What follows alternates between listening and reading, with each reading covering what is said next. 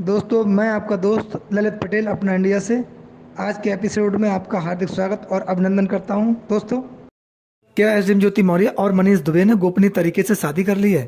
क्या आलोक मौर्य की शिकायत वापस लेने के बाद एसडीएम ज्योति मौर्य और मनीष दुबे द्वारा आलोक मौर्य को फंसाने की साजिश की जा रही है? क्या अब एसडीएम ज्योति मौर्य मनीष दुबे के घर पर ही रहेंगी? हम एसडीएम ज्योति मौर्य के उस पहलू की पर चर्चा करेंगे आपसे जो हर नागरिक जानना चाहता है, जो कि मेन बात है मनीष दुबे और एसडीएम ज्योति मौर्य का संबंध, प्रेम प्रसंग और अवैध संबंध का मामला, जिस पर आरोप आलोक मौर्य ने लगाए थे, जो जन जन तक पहुंचे हुए हैं, देश की आम जनता तक पहुंचे हुए हैं। लोग इसमें जानना चाहते हैं। ये काफ़ी खबर आ रही है, चर्चाओं में है कि एसडीएम ज्योति मौर्य ने आलोक मौर्य को छोड़कर मनीष दुबे से प्रेम विवाह कर लिया है और वो दोनों एक दूसरे के संबंध में हैं। अब वो शादी को लीगल रूप देने जा रहे हैं, यानी कि आलोक मौर्य से एसडीएम ज्योति मौर्य का तलाक होगा, क्योंकि इन्होंने काफ़ी समय पहले ही शादी कर ली है गुपचुप तरीके से। ऐसी खबरें आ रही हैं। एसडीएम ज्योति मौर्य के खिलाफ जो शिकायत आलोक मौर्य ने दी थी, वो आलोक मौर्य ने 28 अगस्त को वापस ले ली थी। उसके बाद मामले में नया मोड़ आ गया था और मोड़ ये आया था कि ये चर्चाएं तेज हो गई थी कि आलोक मौर्य एसडीएम ज्योति मौर्य के बीच डील हो गई है, कोई बहुत बड़ी डील हो गई है। यूपी के ब्यूरोक्रेट्स के द्वारा ये डील कराई गई है। कहीं ये भी खबरें आई थी कि आलोक मौर्य को बहुत डराया गया था, धमकाया गया था। आलोक मौर्य डर की वजह से ये समझौता किया है, क्योंकि आलोक मौर्य को लगने लगा था कि अब मुझ पर और मुकदमे भी लग सकते हैं या मैं जेल जा सकता हूँ, लोग मेरी हत्या कर सकते हैं, क्योंकि उन्होंने आरोप जो मनीष दुबे और एसडीएम ज्योति मौर्य पर लगाए थे वो सनसनीखेज आरोप थे। उन्होंने कहा था मेरी हत्या की साजिश रची जा रही है एसडीएम ज्योति मौर्य के द्वारा। ये आरोप मनीष दुबे ने पर लगाए थे, उन्होंने एसडीएम ज्योति मौर्य पर भी लगाए थे। उसके बाद वो मीडिया के सामने आए और वो चैट्स, व्हाट्सएप चैट्स और ऑडियो उन्होंने मीडिया के सामने दिए थे, मीडिया को दिए थे।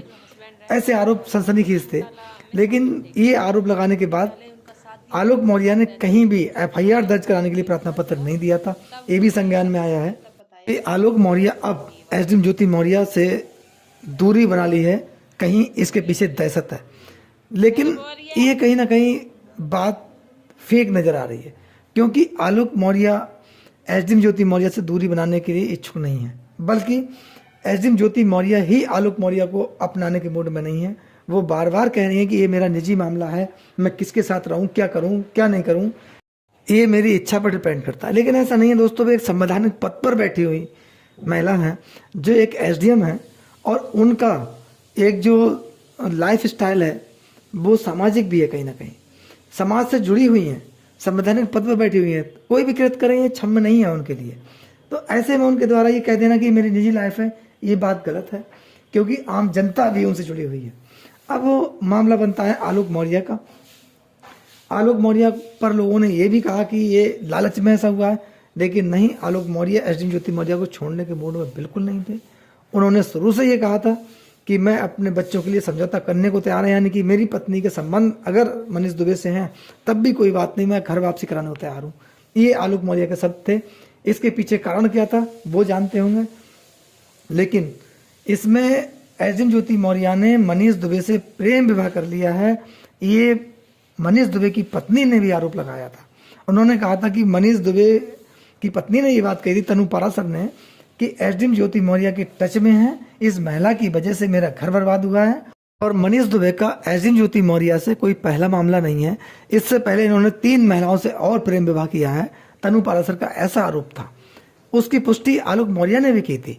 और महिला होमगार्ड ने भी मनीष दुबे पर यही आरोप लगाया था कि मुझे अपने घर पर अकेले में बुलाते थे और मैं बहुत परेशान हूँ, और मेरे साथ छेड़छाड़ करते थे, यानी कि अवैध संबंध बनाने का दबाव बनाते थे। मजबूरन मैं मजबूर थी, इसीलिए मैंने शिकायत की। ये सब चीज़ें मनीष दुबे के अगेंस्ट थी। इसीलिए मनीष दुबे ने एसडीएम ज्योति मौर्य के बीच जो प्रेम प्रसंग था, अब जब जग जाहिर हो गया, उजागर हो गया सबके सामने, तो इसमें दूरी बनाने का प्रयास किया। लेकिन ये भी संज्ञान में है लोगों के कि इन्होंने प्रेम विवाह कर लिया, क्योंकि एसडीएम ज्योति मौर्य जो थी एसडीएम है, Manish Dubey IPS home guard commandant है, और तनु पाराशर एक सीधी सादी महिला है, पढ़ी लिखी लड़की है, उसको इन्होंने छोड़ दिया। ऐसे आरोप लोगों पर लगे। लेकिन एसडीएम ज्योति मौर्य के भी साथ रहने के मूड में अब मनीष दुबे नहीं है। इन्होंने भले ही प्रेम विवाह कर लिया हो, इसकी हम लोग पुष्टि नहीं कर सकते, लेकिन ऐसा संज्ञान में आया है। लेकिन ये अब साथ नहीं रह सकते। क्यों? कि इनकी समाज में छवि गिर चुकी है। ये एक साथ निकल नहीं सकते, क्योंकि इनका उठना बैठना समाज में मुश्किल है। सामाजिक स्तर डाउन हो चुका है। ऐसे में एसडीएम ज्योति मौर्य अभी मनीष दुबे के घर चली जाए, ये मुश्किल है। लेकिन ये सत्यता है, ज्योति मौर्य आलोक मौर्य के घर नहीं जाने वाली हैं। आलोक मौर्य के बच्चे परेशान हैं अपने पिता को लेकर, दुखी हैं, मिलना चाहते हैं। कहीं ना कहीं वो आग्रह करते हैं अपने दादा दादी के पास जाएंगे, अपने पिता के पास रहेंगे। परिवार से दूर हैं बच्चे, इस समय घुटन महसूस कर रहे हैं। इसको लेकर आलोक मौर्य चिंतित हैं कि मेरे बच्चों की परवरिश का क्या होगा। अगर एसडीएम ज्योति मौर्य मनीष दुबे के साथ चलेगी तब मेरे बच्चों का क्या होगा। ये भी थोड़ा मामले को सिद्ध कर रहा है कि ज्योति मौर्य ने अभी तक न्यायालय के समक्ष प्रार्थना पत्र नहीं दिया है आलोक मौर्य के खिलाफ जो मुकदमे हैं उन्हें वापस लेने का।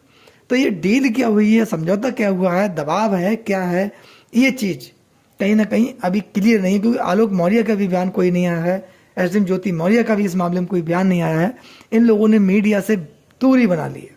अंदर क्या हो रहा है मीडिया को जानकारी नहीं है, लोगों को जानकारी नहीं। लेकिन कुछ जानकारों का ये कहना है कि एसडीएम ज्योति मौर्य आलोक मौर्य के साथ रहने को तैयार नहीं, क्योंकि ये बरेली की शुगर चीनी मिल जो है सेमी खेड़ा उसमें पोस्टेड है इस समय, और इनको सरकार के द्वारा हटाया भी नहीं गया है, अभी तक वहीं है कार्यरत। और वहाँ के लोगों का ये कहना है कि home guard commandant Manish Dubey Semi Kheda sugar mill में कई बार आ चुके हैं, और जब ये आते थे उस समय लोगों से बोल दिया जाता था कि यहाँ कोई नहीं आएगा, यानी कि एंट्री अंदर अवैध है, कोई भी हो वो आएगा नहीं विदाउट मैडम की परमिशन के। ये ऐसे आरोप लोगों के हैं, वहाँ पर काम करने वालों के हैं। कई लोग वहाँ जो ट्रैक्टर का काम करते हैं, फैक्ट्री में काम करते हैं, उनका भी कहना है, वर्कर्स का कहना है, काफ़ी लोगों के ऐसे आरोप हैं।